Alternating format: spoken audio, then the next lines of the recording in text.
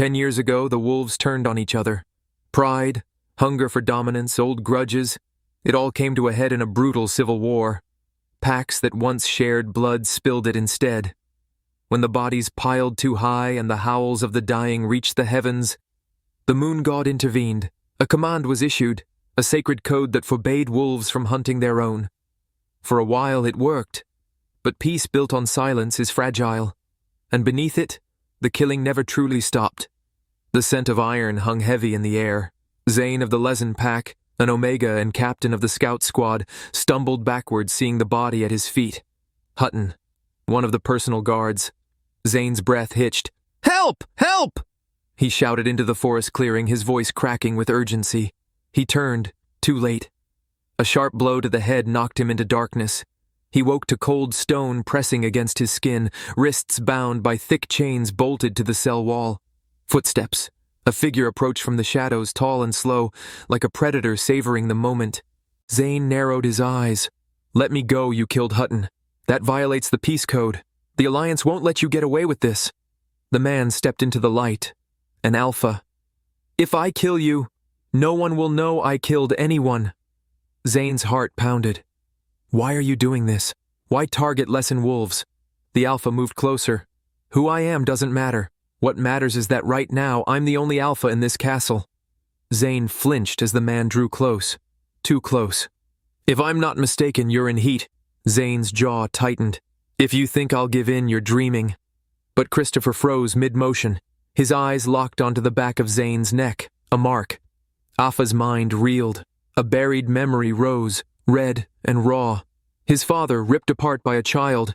He grabbed Zayn roughly, forcing him to the floor, his hand clamped around Zayn's throat. "Speak," he hissed. 10 years ago, were you in Tal?" Zayn wheezed, panic flaring in his eyes. "Tal! I don't even know where that is. I've never left Brute City. You've got the wrong person." "If you're lying, I'll find out, but it'll hurt more." Zayn swallowed hard. "What are you going to do to me?" The alpha inhaled sharply, his nose brushing against Zayn's skin. "Your pheromones," he murmured. "They're pure." Untouched. Zayn's eyes widened. "Stop!" The cell echoed with the sound of struggle. Zayn's mind spiraled, a fog of fear and rage clouding his senses. "Damn it! This power! I can't move!" Then, something shifted. Apla's pupils dilated. His body tensed. Images flashed in his mind. Memories that belongs to Zayn. Zayn as a boy. Blood on his hands. Screams. A bright smile. A warm hand. Then nothing. Darkness sealed the rest. A psychic lock. Gangro's forbidden technique. Even I can't break it. Who the hell is this Omega? His gaze lingered on the unconscious body, calculating. Whoever wanted his past, sealed that deeply, was protecting more than a secret. This isn't just some lowborn scout. He's bait. And if I'm smart, I'll be the one holding the hook. Alpha stood, silent now, watching the Omega like a hunter who had just found his prize. Zayn stirred, the cold iron biting into his wrists. He kept his breathing steady, his body limp. Luckily, I pretended to be unconscious, he thought, careful not to move too soon. That pervert must have thought he broke me. Now I'm alone, and that's his mistake. When enough time had passed, Zayn flexed his wrists, feeling the pressure against the chains. A twist of his shoulder, a shift in his weight. Then the metal groaned. With one sharp motion, the restraint snapped. He probably never imagined that growing up wandering the borderlands with my father would teach me how to break every kind of shackle. He stepped out of the cell. Ahead, a narrow corridor twisted toward a broken window. Without hesitation, Zayn leapt. The castle's towering walls looked intimidating to outsiders, but to a werewolf they were nothing. I can't waste time. I have to get out, fast. High above, unseen by Zayn, Sir Chris. The Alpha stood at a window, eyes locked on the fleeing Omega. A slow smile tugged at the edge of his mouth. "Run," he thought. "Let's see how far you get." Zayn sprinted through the woods, breath steady, following the trail back to where Hutton had fallen. The coppery scent of blood still lingered. "I'm going the right way," he thought. "I just need to find the guards." Voices echoed through the forest. "Search the area. They were last seen near here."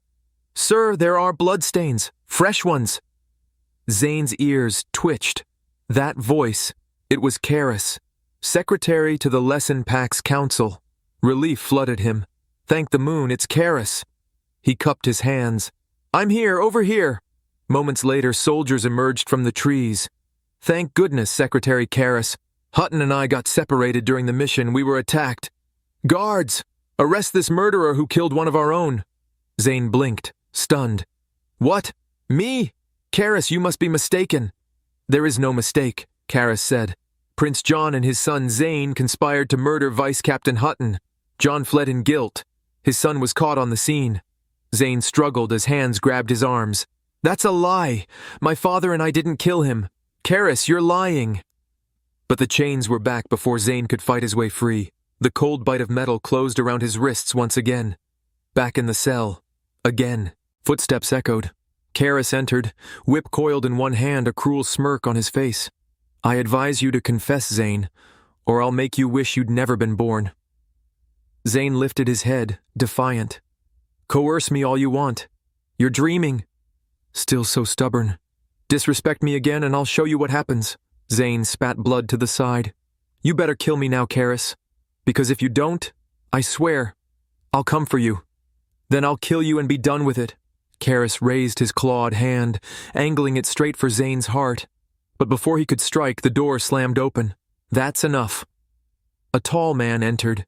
Derek, close kin to the pack leader. I advise you not to touch him, Karis. The leader hasn't officially severed her bond with Prince John, which means Zayn is still the young master of the lesson pack. Karis scoffed. Young master? He's a disgrace. And you, what gives you the right to interfere? Derek stepped forward and held out a token. By order of Leader Aphrodite, the accused Zayn is under my custody.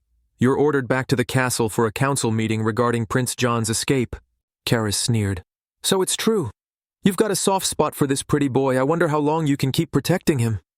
In a flash, Derek's knife was at Karis's neck. The blade gleamed, silver. Watch your mouth and your actions. Karis paled. You dare bring a silver dagger into the stronghold?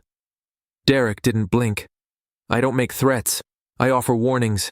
Next time this blade might aim for your heart. Karis backed away, eyes burning with hatred. Lunatic! Just wait! He stormed out, the sound of his boots echoing down the corridor. Years ago, before the blood and betrayal, Derek stood before the throne, addressing the leader. Aunt, how are you? Anne, the clan's formidable leader, gave him a rare smile. You're here. How are your studies? I'm doing well with the blade and bow, Derek replied with a grin. Literature? Not as much, but I've started learning the history of the wolf clans. That's good for you. We are more than fighters. We are a legacy. Keep at it. Before Derek could answer, the great doors opened. Two figures stepped into the hall. One grown man and a little boy. This is John and his son Zayn. Under the witness of the moon goddess, I will take John as my mate. Anne said to Derek. Anne gestured toward the boy. Zayn, come closer, let me see you. Yes, leader, Zayn said, bowing quickly, voice barely above a whisper. Don't be afraid. From now on, I will be your mother. This will be your home. She turned to Derek and placed a hand on his back. This is my close kin, Derek. He's also the strongest candidate to succeed me. You're older than him, Zayn, so from this day on, you will be his elder brother. Zayn turned to Derek and smiled shyly. Brother. Hello. But Derek only stared at the outstretched hand. Then he brushed past it without looking back. Who wants to be your brother? He muttered. The memory vanished like smoke. Now, years later, the two boys were grown, and the titles had changed. No longer elder or younger, now they were captor and captive. Derek stood over Zayn's bed, his hands pressed to the mattress on either side of him, eyes shadowed and wild. Zayn trembled. Brother, don't. But Derek's voice was low and shaking, as if fighting himself. Zayn, do you know? The first time I saw you, you were like a snow lotus. Untouched. Perfect. That's when I heard the moon goddess whisper. His gaze darkened. She told me, Derek, your mate is Zayn. And I believed her. Zayn's breath caught. Please, and don't do this. You're only a year younger than me, Derek said, as if trying to justify something. You were meant to be mine, and if anyone is going to mark you, it'll be me. He moved behind Zayn, holding him close. His teeth grazed Zayn's neck, then bit. Zayn gasped, pain blooming beneath the skin as the mark took root. "Stop! It hurts! Please!" His voice broke, then silence. Zayn went limp. Derek's eyes widened in horror. "Zayn?" The mark on his neck still fresh, blood beating around it. "Zayn!" Derek shouted, panic setting in. "Zayn!" "Butler!" he shouted. "Get the doctor now!" Derek stood looking as the doctor inspected Zayn. "How is he?" Derek demanded. The doctor's expression was tight. After the forced marking, Zayn's body reacted violently. Someone injected him with another alpha's pheromones. He fell into a coma from the overload. "I've stabilized his vitals with a suppressant, so he's no longer in immediate danger. But what are you waiting for?" Derek snapped. "Remove the mark." The doctor hesitated, but his condition is still fragile. "If we try to extract the mark now," Derek's hand shot out and grabbed the doctor by the collar, yanking him forward. "I said remove it. Now no more excuses." The doctor's voice trembled. "It could kill him." "This is an order, do it." A tense silence hung between them before the doctor nodded. "Understood. And one more thing," Derek added, voice dropping to a growl. "If what happened today leaks to anyone, I'll make sure you don't live long enough to regret it." Without waiting for a response, Derek turned and stormed out, his coat sweeping behind him like a shadow. Inside the room, the doctor watched the door for a long moment, then slowly lifted his hands to his face. Flesh shifted. Skin peeled away, and beneath the mask stood Chris. He smirked. "Time to wake up, little liar." Zayn's eyes fluttered open. In a blink, he had a dagger drawn and pressed to Chris's throat. "Who the hell are you? What do you want from me?" Chris's expression didn't change. If anything, he looked amused. "It's you. Your heat hasn't ended yet, has it?" Zayn's jaw tightened. "What does that have to do with you?" Instead of answering, Chris released a slow, controlled wave of pheromones. The air thickened. Zayn's grip on the blade faltered for just a moment. That was enough. Chris twisted the dagger from his hand, tossed it aside, and pinned Zayn to the bed in one smooth motion. "Let me go!" Zayn hissed, thrashing beneath him. Chris leaned close, his breath hot against Zayn's ear. "Do you really want me to let you go?" Zayn turned his face away, refusing to respond. Chris's gaze dropped to the mark on Zayn's neck, the bite he hadn't given, but one he now claimed.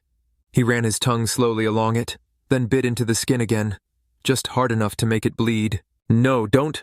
Zayn's voice broke through the heavy air, his body twisting, but Chris only smirked, his tone mocking. "Go ahead. Scream louder. Let your dear brother hear." Zayn froze, and in that silence, Chris's voice softened, dangerously. "That's it, be good, surrender." He leaned in, lips grazing the mark on Zayn's neck. Zayn flinched but didn't move. The scent of pheromones clouded the room like poison. In Chris's mind, gears turned. The moment of climax, when instincts take over, is when memory walls break down. That's when I'll see what he's hiding. Zayn trembled beneath him, caught between heat and hatred, vulnerability and defiance. His breaths grew erratic. Chris whispered against his ear, "Good little puppy, already wagging your tail for your master." Then he kissed him, slow, possessive. "Want more?" As the kiss deepened, Christ focused inward, sending psychic tendrils into the vulnerable, fragmented maze of Zayn's memory. Flashes. A man's voice, gentle but fierce. "Don't touch my son." "Zayn, don't be afraid. Daddy will give you a new home. Your new mom will protect you with me." The image shifted. Zayn, kneeling, alone. "Dad, where are you? They say you fled to escape punishment, but I don't believe it." Then darkness. Sealed again. Chris blinked, returning to the present. "So, your father is John, leader of the Gangrel Wolf clan." At the same time, Chris is thinking in his mind, "The same man who injured me and took you away. I've dealt with the stragglers from your father's pack. Maybe I can help you find him. Come with me, Zayn, and I'll help you to find him. This one's defenses are strong," he thought. "I'll lure him out slowly, get him to trust me, then learn everything." Zayn's eyes flicked to the door, still locked, his breath still ragged. "You'd better decide quickly," Chris added, smirking, "because once your brother gets back, it'll be too late." Zayn's hand moved, but not to shake his. Instead, it closed around the handle of a fallen blade. Steel flashed. Chris leaned back just in time as the blade slashed through the air, missing his cheek by inches. "Do you think I'll trust you? You and Derek? You're the same." Chris dodged again, his tone mock-sad. Little puppy denies his master after feeling so good. That's tragic. "Shut up!" Zayn lunged. But mid-motion, something clicked in his mind. A voice, a presence. "Zayn, your mate is..." "Chris." Zayn stumbled mid-attack, eyes wide. "What? No!" It was supposed to be Derek. How did this change? It doesn't matter, he thought, rage searing through the confusion. I don't care who it is. I won't accept some assigned fate. He attacked again. Chris caught the blade. "Trying to kill your mate? That won't work. I'm the one the moon goddess chose for you. You're destined to submit to me." "Keep dreaming. I, Zayn, will never accept a mate chosen by anyone. Not even the gods." Chris's smile faltered. Then his hand wrapped around Zayn's throat, not squeezing, just reminding. "Do you know what rejecting the moon goddess means? You'll be labeled a rogue, an outcast. No pack, no name, no future." Zayn met his eyes, raw fire burning behind them. "So what?" "I refuse." The door shook as fists slammed into it from outside. "What's going on in there? Open this door!" Chris tilted his head, still holding Zayn. "Your dear brother is here. Time's up. Choose, Zayn. Me or him." Zayn's chest rose and fell, eyes locked between the monster who claimed to be chosen and the abuser who claimed to be family. An alpha who marked me by force, and a brother who caged and tormented me. Which one do I choose?